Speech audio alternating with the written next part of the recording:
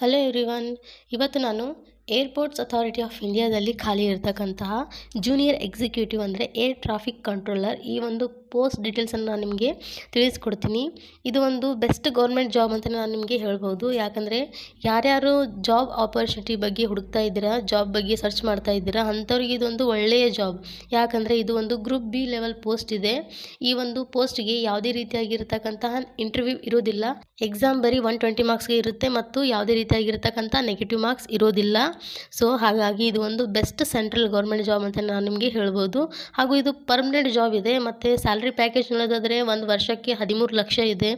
ಈ ವಿಡಿಯೋದಲ್ಲಿ ನಾನು ನಿಮಗೆ ಕಂಪ್ಲೀಟ್ ಡೀಟೇಲ್ಸ್ನ ನಾನು ನಿಮಗೆ ಓದಿ ತಿಳಿಸ್ತೀನಿ. ವಿಡಿಯೋನ ಸ್ಕಿಪ್ ಮಾಡದೆ ಕೊನೆವರೆಗೂ ನೋಡಿ. ಹಾಗೂ ನಿಮ್ಮ ಫ್ರೆಂಡ್ಸ್ ಜೊತೆ ಈ ಒಂದು ವಿಡಿಯೋನ ಶೇರ್ ಮಾಡಿ. ಹಾಗೂ ಚಾನಲ್ನ ಇನ್ನೂ ಸಬ್ಸ್ಕ್ರೈಬ್ ಮಾಡಿರಲಿಲ್ಲ ಅಂದರೆ ಮಾಡ್ಕೊಳ್ಳಿ ಮತ್ತು ಬೆಲ್ ಐಕನ್ನ ಪ್ರೆಸ್ ಮಾಡಿ. ವಿಡಿಯೋ ಸ್ಟಾರ್ಟ್ ಮಾಡೋಣ. ಇಂಪಾರ್ಟೆಂಟ್ ಡೇಟ್ಸ್ ಹೇಳೋದಾದರೆ ಏಪ್ರಿಲ್ 25 ಸ್ಟಾರ್ಟಿಂಗ್ ಡೇಟ್ ಇರುತ್ತೆ. ಅದೇ ರೀತಿ ಮೇ 24 ಲಾಸ್ಟ್ ಡೇಟ್ ಇರುತ್ತೆ. ಯಾರ್ಯಾರು ಈ ಪೋಸ್ಟ್ಗೆ ಅಪ್ಲೈ ಮಾಡಬೇಕು ಅಂತ ಡಿಸೈಡ್ ಮಾಡಿದಿರಲ್ಲ ಅಂಥವರು ಈಗಿಂದನೇ ಓದಬೇಕು.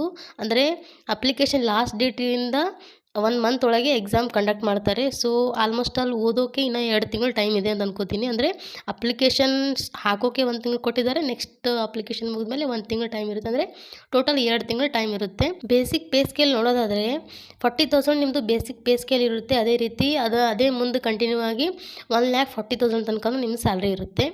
ಈಗ ಆ್ಯನ್ಯುವಲ್ ಪ್ಯಾಕೇಜ್ ನೋಡೋದಾದರೆ 13 ಲ್ಯಾಕ್ ಪರ್ ಆ್ಯನಮ್, ಅಂದರೆ ಒಂದು ವರ್ಷಕ್ಕೆ 13 ಲಕ್ಷ ಸ್ಯಾಲ್ರಿ ಇರುತ್ತೆ. ನೆಕ್ಸ್ಟ್ ಇದರ ಟೋಟಲ್ ವೇಕೆನ್ಸಿ ನೋಡೋದಾದರೆ ಟೋಟಲ್ 309 ವೇಕೆನ್ಸಿ ಇವೆ.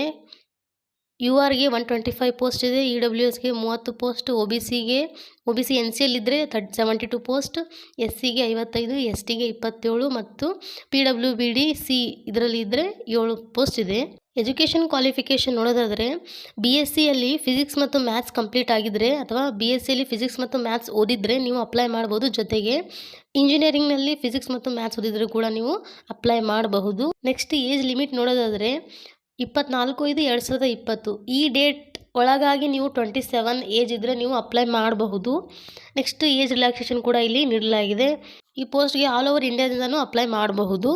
ನೆಕ್ಸ್ಟ್ ಅಪ್ಲಿಕೇಶನ್ ಫೀಸ್ ನೋಡೋದಾದರೆ SC ST PWD, next apprentice candidates ಮತ್ತು ವುಮೆನ್ ಕ್ಯಾಂಡಿಡೇಟ್ಸ್ ಇದ್ದರೆ ಅಪ್ಲಿಕೇಶನ್ ಫೀಸ್ ಇರೋದಿಲ್ಲ, ನಿಲ್ಲಿರುತ್ತೆ.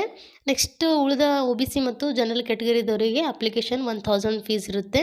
ನೆಕ್ಸ್ಟ್ ಸೆಲೆಕ್ಷನ್ ಪ್ರೊಸೀಜರ್ ನೋಡೋದಾದರೆ ಅಪ್ಲಿಕೇಶನ್ ಹಾಕಿದ ಅಭ್ಯರ್ಥಿಗಳಿಗೆ ಆನ್ಲೈನ್ ಎಕ್ಸಾಮ್ಗೆ ಕರೀತಾರೆ. ಅಂದರೆ ಕಂಪ್ಯೂಟರ್ ಬೇಸ್ಡ್ ಎಕ್ಸಾಮ್ ಇರುತ್ತೆ. ಇಷ್ಟು ಈ ಒಂದು ಪೋಸ್ಟ್ ಡೀಟೇಲ್ಸ್ ಇತ್ತು. ಈ ವಿಡಿಯೋ ನಿಮಗೆ ಇಷ್ಟ ಆಗಿದರೆ ಚಾನಲ್ನ ಸಬ್ಸ್ಕ್ರೈಬ್ ಮಾಡ್ಕೊರಿ ಮತ್ತು ಲೈಕ್ ಮಾಡಿ, ಕಮೆಂಟ್ ಮಾಡಿ ಮತ್ತು ವಿಡಿಯೋನ ಶೇರ್ ಮಾಡಿ.